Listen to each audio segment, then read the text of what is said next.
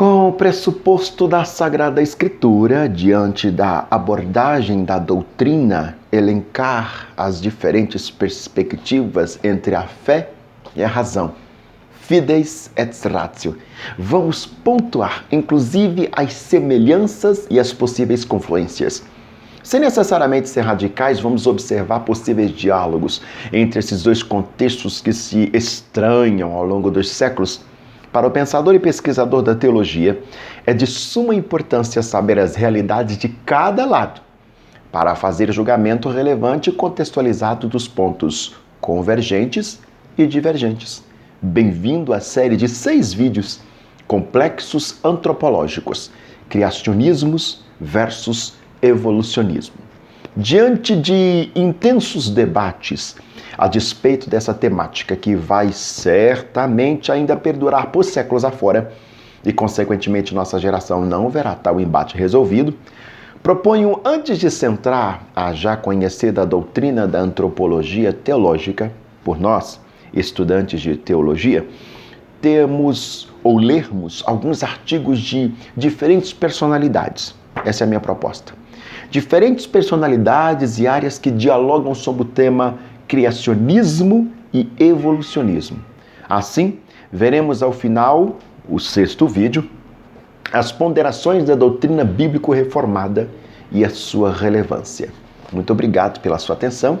Não se esqueça de se inscrever aqui no nosso canal, Prof. Daniel Ramos, para mais vídeos como estes.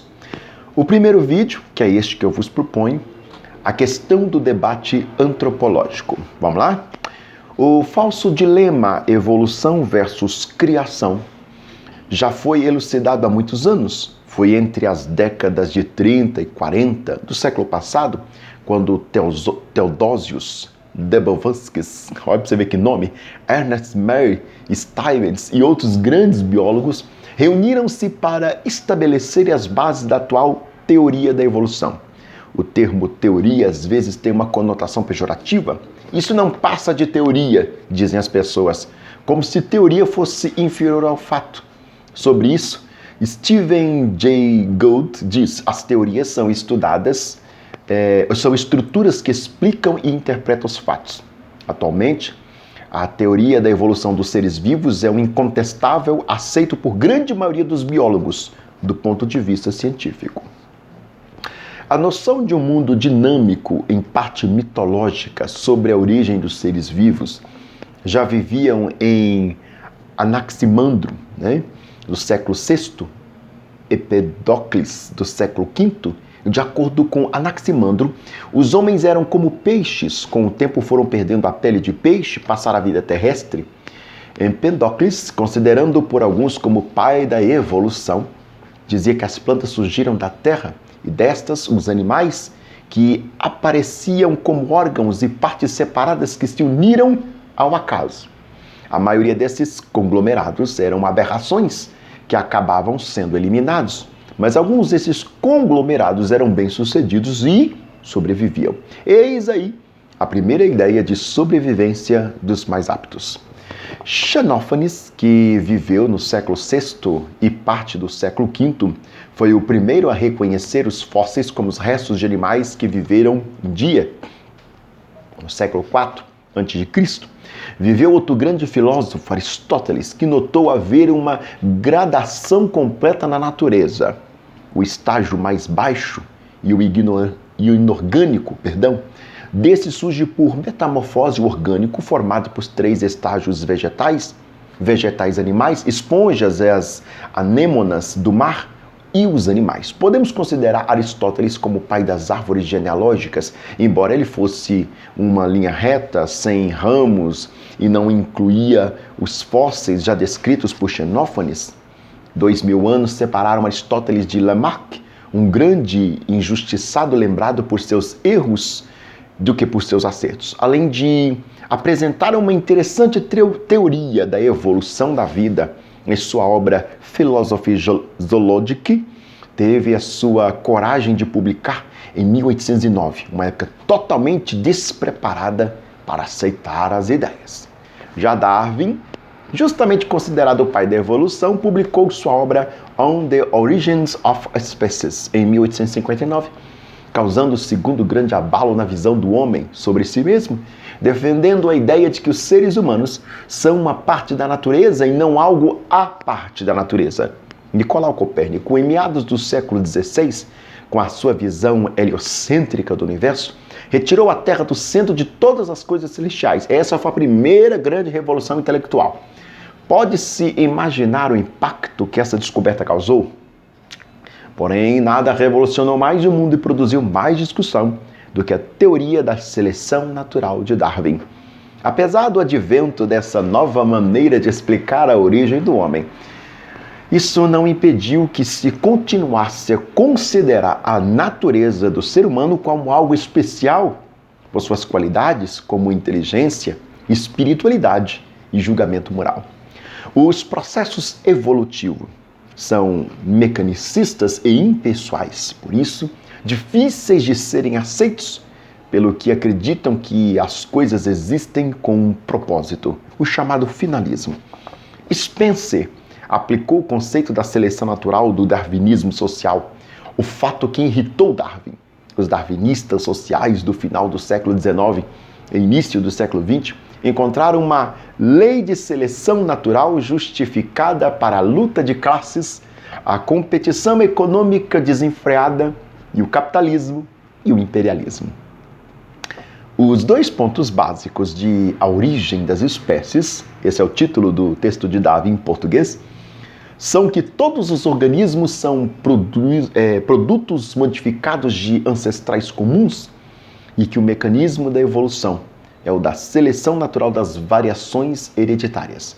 O problema de Darwin foi justificar as variações hereditárias, pois desconhecia os trabalhos de Mendel, e a explicação para a herança aceita na época era a mistura de sangue, que não se comprovava as diferenças entre os seres.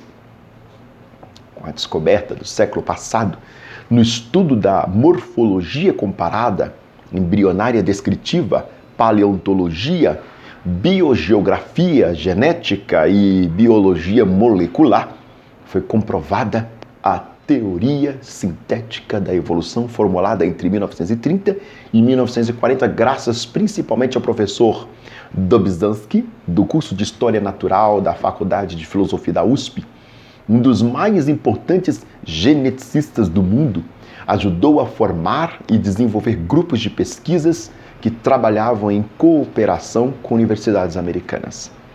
Qualquer pessoa com um nível razoável de informação não desconhece a explicação atual para a origem e a evolução da vida. Esse é o paradigma atual. Ele pode ser mudado? Claro que sim, pois a ciência é viva e, portanto, mutável.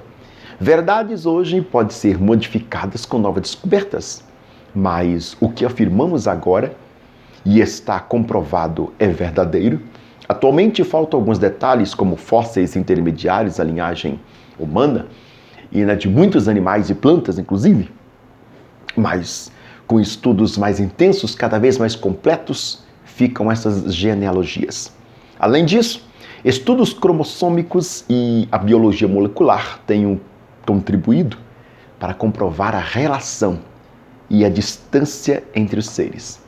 O maior impacto produzido pelos termos evolução e seleção natural foi, sem dúvida, o impacto religioso, por ser incompatível com a doutrina. Críticas por motivos religiosos começavam quando Darwin ainda era vivo, em 1874.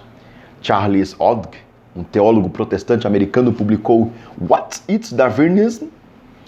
Uma das mais fortes críticas, considerando a obra mais ateia desde a de Lamarck. Para que o desenho do complexo do olho humano só pode ter sido planejado pelo Criador, como um desenho de um relógio demonstra a existência do relojoeiro, portanto a negação do desenho divino na natureza equivale à negação à existência de Deus. Outros teólogos, como Strong, teologia sistemática, concluem pelo contrário que a existência e a criação são compatíveis com a evolução e outros processos naturais. Em 1950, o Papa Pio XII, em sua encíclica Humani Generis, reconhece que a evolução biológica é compatível com a fé cristã, embora para a criação da alma seja necessária a intervenção divina. O Papa João Paulo II, em discurso, em 1981, na Academia Pontifícia de Ciências, disse, abre aspas, que é um erro usar a Bíblia como tratado de astronomia, genealogia, geologia e biologia. Fecha aspas. A Bíblia não pretende ensinar como se formou o firmamento, mas sim como se chegar ao céu. É, portanto, espantoso e chega a ser ridícula essa discussão que ressurge em pleno século XXI. A existência de Deus não pode ser comprovada, assim como a vida após morte. Tudo isso é profissão de fé. Esse é o grande mistério. Para crermos nisso, temos que ter fé. E esse é um dom divino, não é ciência, é religião. No que diz respeito aos deuses, há aqueles que negam a própria existência da divindade suprema.